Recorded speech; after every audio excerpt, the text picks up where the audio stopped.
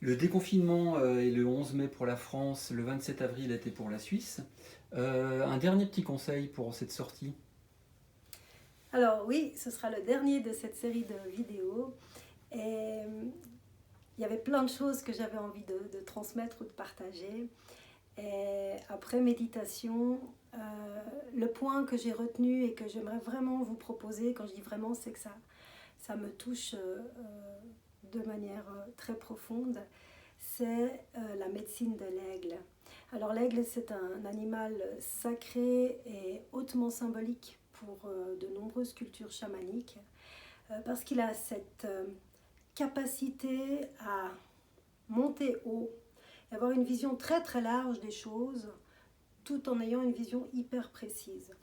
Et c'est un animal qui est endurant, persévérant et qui a beaucoup de courage et de force, justement parce qu'il voit au loin et qu'il peut réajuster son vol en fonction des obstacles.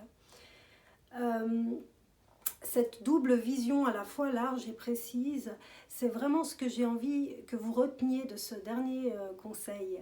C'est-à-dire, les précédentes vidéos vous invitaient à travailler sur vous, c'est-à-dire quelque part au niveau précis et local, mais avec une vision beaucoup plus large, on peut mettre les choses en perspective. Je vais vous donner mon exemple, un exemple personnel, c'est ce que moi j'ai vu et qui m'a vraiment marqué durant ce confinement, c'est l'impact sur l'environnement qui s'est tout de suite manifesté par le fait que le peuple humain était immobilisé.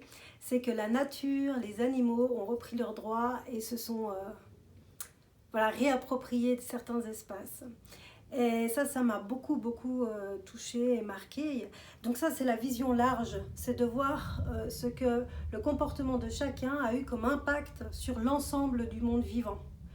Et voyant ça, je peux revenir sur le point précis de qui je suis et voir que mes comportements vont avoir une influence sur ce monde-là. Et comme je suis très sensible à l'environnement et à la nature, il est peut-être temps pour moi de sacrifier certaines anciennes habitudes qui étaient confortables à mon niveau personnel pour nourrir cette vision d'ensemble.